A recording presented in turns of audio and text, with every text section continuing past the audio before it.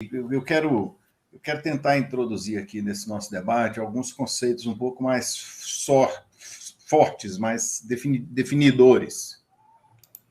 O primeiro deles é o seguinte: quando a gente diz que houve pacto, houve golpe, aliás, e que o golpe verdadeiro que vinha sendo dado era um golpe do estabelecimento de um Estado de direitos restritivo, no sentido político, democrático, quer dizer, um Estado cada vez mais apertado.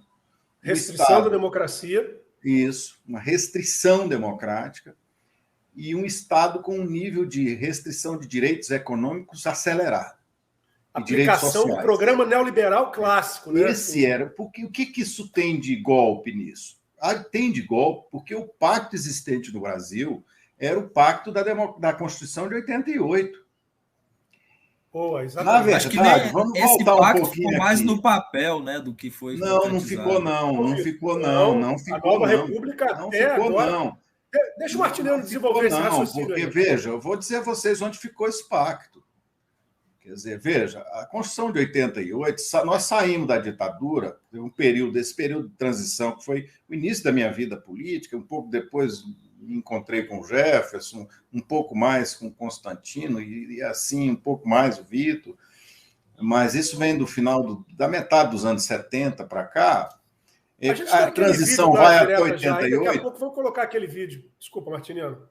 A transição...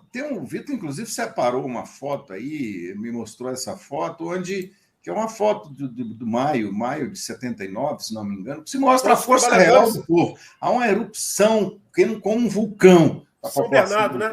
No final da ditadura. E isso quebra aquele governo ditatorial, que era um governo de restrição democrática completa e de espoliação econômica absoluta, que esses caras fizeram com a Amazônia, que eles fizeram com o índio, que eles fizeram com o movimento de trabalhadores, era na porrada, não tinha negócio de conversa, não tinha direito de greve, não tinha direito de organização sindical dentro de fábrica. A primeira resistência foi uma greve tartaruga, compreendeu? Que pegou a Mannesmann, por exemplo, em Osasco, Diadema, uma greve tartaruga, em 1974.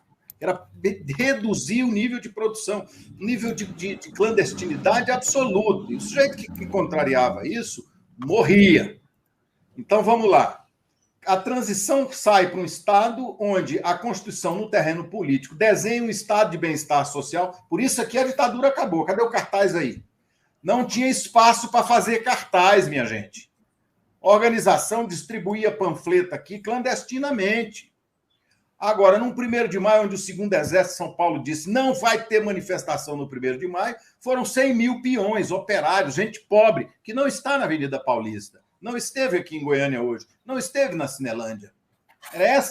Eram essas caras aí que ocuparam o 1º de maio.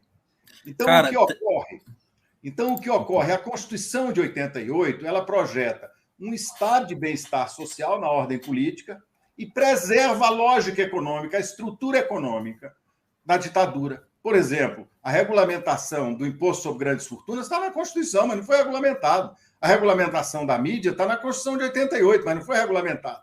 Após a Constituição, passou a haver uma luta política, mas não é pequeno o fato de que você tenha o primeiro maior orçamento do país, o da Previdência, o segundo maior orçamento do país, o da Saúde, e o terceiro maior orçamento do país, o da Educação.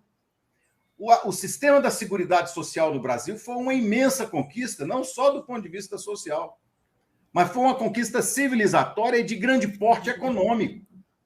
Essa conquista econômica, ela garantiu, por exemplo, universalidade com precariedade do atendimento à saúde para esse pessoal que nós estamos vendo aí, que é bancado pelo SUS.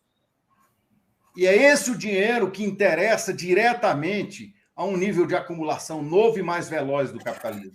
E o retorno de uma estrutura predatória na Amazônia, nos biomas brasileiros, que você intensifica a exploração humana e a estrutura predatória. Pois bem, essa lógica instável, esse equilíbrio instável, estava estabelecido na Constituição de 88.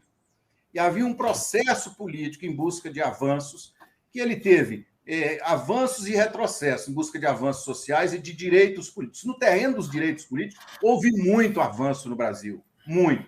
e no terreno econômico, às vezes, um pouco mais, um pouco menos. O que acontece no governo Lula? Há um pouco mais de avanço no terreno econômico. E o que a elite brasileira, a estrutura econômica diz?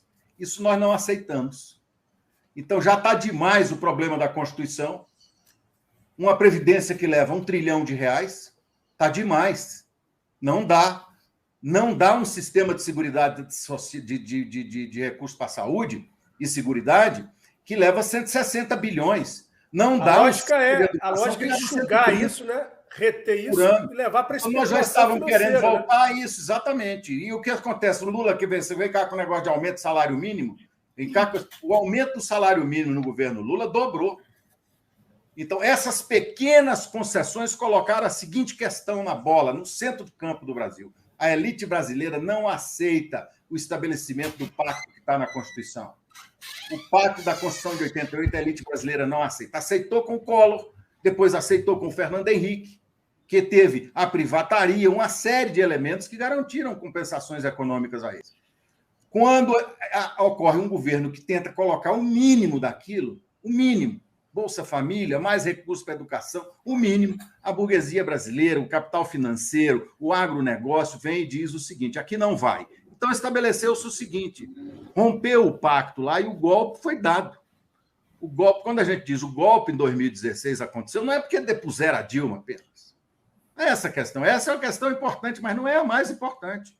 A mais importante foi a ponte para o futuro. Estabeleceu-se o teto de gastos. Teto de gastos.